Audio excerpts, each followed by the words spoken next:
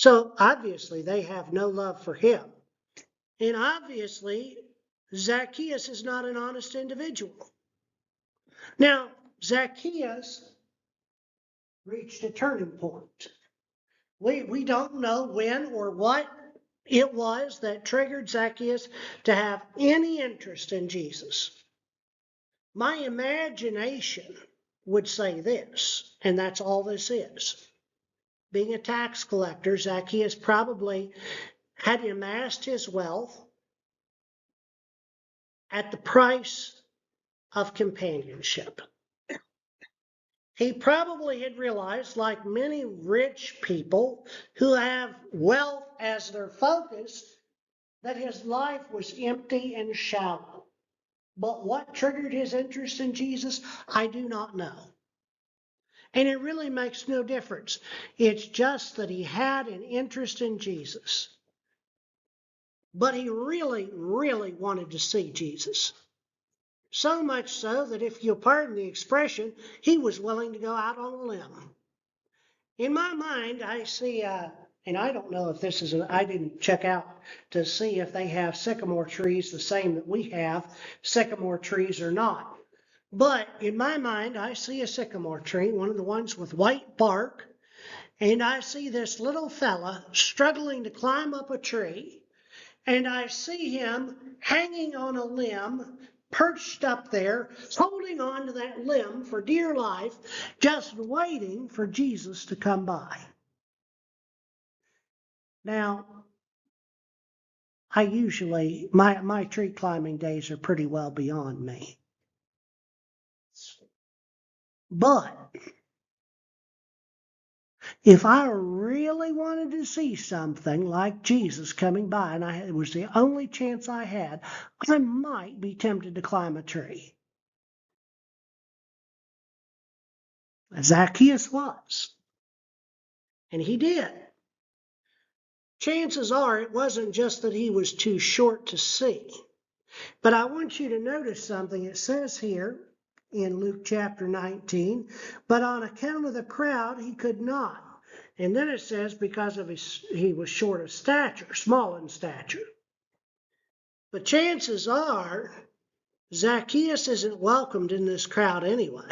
He's a very well-known tax collector, and they are probably not even the least bit interested in letting this fellow take their place to see Jesus. He's probably being shoved off to the side and pushed away to the point where he believes the only option he has is to get to a vantage point. I made a special note here on the end of this point that we as Christians, we need to be careful not to push people away from Jesus. I think that's important. Sometimes we can, in our own zeal and our own interest in seeing Jesus and following Jesus, sometimes without even thinking about it or considering it consciously, we can push people away from Christ.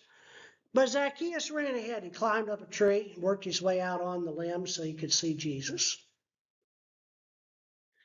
What more is there to the story? Don't. See, Zacchaeus didn't just want to see Jesus. He really wanted Jesus. And because of Jesus, Zacchaeus has a life-changing experience. His entire life changes direction. Zacchaeus might have heard Jesus say, "You must be born again." Jesus told that to one of the Pharisees, Nicodemus. You must be born again. And in John chapter 3, Jesus explains what that new birth actually looks like. But here's where the rubber meets the road. And this is what I think we learn more than anything else from Zacchaeus.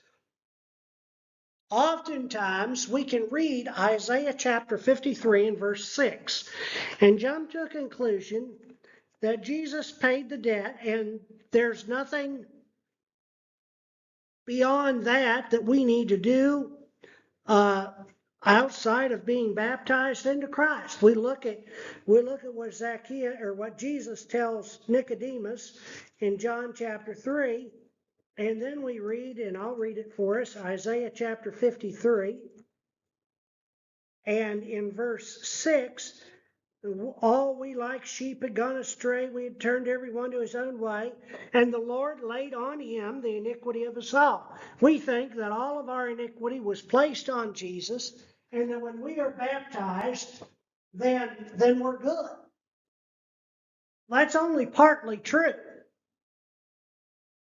And Zacchaeus demonstrates for us what is true beyond that.